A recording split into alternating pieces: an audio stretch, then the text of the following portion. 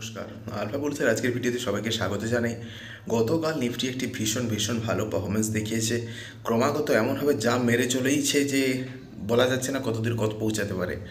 So আজকের ভিডিওতে Nifty অ্যানালিসিসে দেখে নেবো যে আগামী কোথায় আছে রেজিস্ট্যান্স, কোথায় থাকতে পারে সাপোর্ট, কত দূরে ডিপ মারার সম্ভাবনা আছে, নাকি এভাবে উঠা অনবরত চলতেই থাকবে। তাহলে আর সময় নষ্ট না করে চলুন স্ক্রিনে গিয়ে দেখে নেওয়া যাক। স্ক্রিনে এই মুহূর্তে আপনাদের সামনে আছে নিফটি ডেইলি চার্ট। নিফটি আগের দিন 23,350-এর কাছাকাছি ক্লোজিং দিয়েছে। 5 মিনিটের ক্যান্ডেল হিসেবে একবার দেখে নেওয়া যাক যে সারাদিনের পারফরমেন্স কেমন ছিল। গত কিছুদিন থেকে আমি যে দুটো এই যে জোনটা আছে আমি বলেছিলাম যে এইটা যদি ব্রেক করে, অর্থাৎ 23,000-এর কাছাকাছি 22,900 টু 23,000 যদি ব্রেক করে তাহলে কিন্তু উপরের দিকে উঠার মুভমেন্টের সম্ভাবনা আছে। আজকেও দেখুন, গতকালকেও দেখুন যে মুভমেন্টটা দিয়েছে 23,000-এ কিন্তু কাছাকাছি খুলেছিল, একটা আবার ছোট্ট একটা ডিপ মারে এই 23,000-এর কাছাকাছি, তারপরে কিন্তু উপরের দিকে ক্রমাগত উঠতেই থাকে। যেটা বলেছিলাম যে 23,000 ব্রেক করলে কিন্তু উঠার সম্ভাবনা আছে, ঠিক তাই হয়েছে। এই 23,000-এর কাছাকাছি থেকে খুলে লাস্টে ক্লোজিং দেয় 23,355। একটা মোটামুটি ভীষণ ভালো রকমের একটা মুভমেন্ট আমরা দেখতে পেয়েছি। ওয়ান ডে হিসাবে যদি আমরা দেখি তাহলে এর ব্যাখ্যাটা প্রপারলি পাবো। সো ওয়ান ডে হিসাবে যদি দেখি, আমি বলেছিলাম যে দেখুন নিফটি একটি চ্যানেলের মধ্যে ফেঁসে আছে, যার মধ্যে দুটো এই যে দেখতে পাচ্ছেন যে একবার উপরে আর একবার নিচে, এই দুটোভাবেই একটি জিগজ্যাগ প্যাটার্নে চলতে আছে। এমনকি এই 22,801 যে জায়গাটাতে আপনারা একটা লাইন দেখতে পাচ্ছেন, অর্থাৎ 22,800 যদি আমি জিরোতে ধরি থেকে 21,999 অর্থাৎ 22,000, এই 800 পয়েন্টের মধ্যে একটি ভীষণ পরিমাণে সাইডওয়েজ জোন ছিল, আর বেশ কিছুটা পরিমাণে সাপোর্ট আর রেজিস্ট্যান্সও ছিল। 800-তে রেজিস্ট্যান্স আর 22,800-তে রেজিস্ট্যান্স ছিল, আর 21,999 অর্থাৎ 22,000-এ ছিল সাপোর্ট। সো এখানে এর আগেও দেখুন এই যে জায়গাটা, এখানে কিন্তু মার্কেট বেশ কয়েকবার জিগজ্যাগ প্যাটার্নে ট্রেড করেছিল।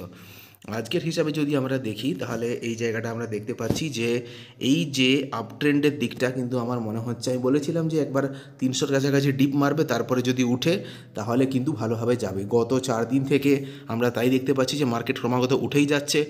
অনেকের পোর্টফোলিওর রং লাল থেকে আস্তে আস্তে সবুজে পরিণত হয়েছে, যেটা খুবই ভালো ব্যাপার। এবারে যদি নেক্সট ডিপ মারার সম্ভাবনা থাকে তাহলে কত দূর মারতে পারে আপনাদের বলে দিচ্ছি। 23,350-এর কাছাকাছি আছে। আগলা নেক্সট যেটা আপনার রেজিস্ট্যান্স ফেস করবে সেটা হচ্ছে 23,600, একটা বড় রেজিস্ট্যান্স আছে। বিকজ এর আগে এই জায়গাটাতে দেখুন আপনার 23,600-তে কিন্তু বেশ কয়েকবার সাপোর্ট নিয়ে মার্কেট উপরে উঠেছিল। তো 23,600 জায়গাটা একটা হতে পারে ভীষণ একটা ভালো রেজিস্ট্যান্স। যদি ডিপ মানে কত দূর মারতে পারে, আমি বলে দিয়েছিলাম আগেরবারে 22,300-তে একবার ডিপ মেরেছিল। এবারে 23,350 অবধিতে উঠেছে। তো নেক্সট ডিপটা মারতে পারে 22,800-র কাছাকাছি একবার ডিপ মারতে পারে। 22,800 টু 22,900 এরকম জায়গাটাতে একবার ডিপ মারতে পারে। কেননা সবাই জানি দেখুন আপ ট্রেন্ড কন্টিনিউয়াসলি কখনোই উঠতে থাকে না, কিছুটা পরিমাণে উঠে তারপরে আবার কিছুটা পড়ার পরে আবার উঠবে। তো সেরকমভাবেই চলতে থাকলে তখনই বুঝতে পারবো যে হয়েছে। একটা তো অলরেডি হায়ার হলো, যেরকম লোয়ার হাই লোয়ার লো যেরকমভাবে চলছিল, সেরকম এই লোয়ার হাই লোয়ার লোর একটা ফরমেশন ব্রেক হতে চলেছে, যেটা একটা ভীষণ classic chart pattern up trend শুরু করার ক্ষেত্রে।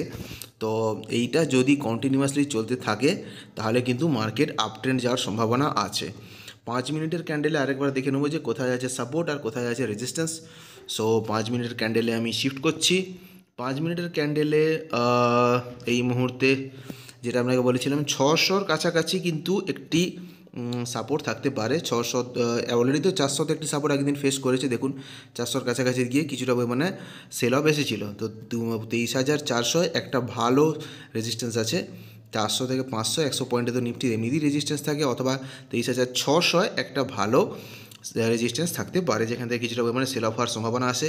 যদি নিচের দিকে যায় এখান থেকে তাহলে আমরা বলবো 23,000-এর কাছাকাছি 23,200 টু 300 এরকম জায়গাটাতে কিছুটা পরিমাণে ডাউন সাইডের দিকে যাওয়ার সম্ভাবনা আছে। তারপরে দেখা যাক নেক্সট দিন মার্কেট কীভাবে রিঅ্যাক্ট করে। সো এই ছিল নিফটির অ্যানালিসিস। আশা করছি বুঝতে পেরে গেছেন। দেখা হচ্ছে পরের সপ্তাহে পরের ভিডিওতে। সবাই ভালো থাকবেন, সুস্থ থাকবেন।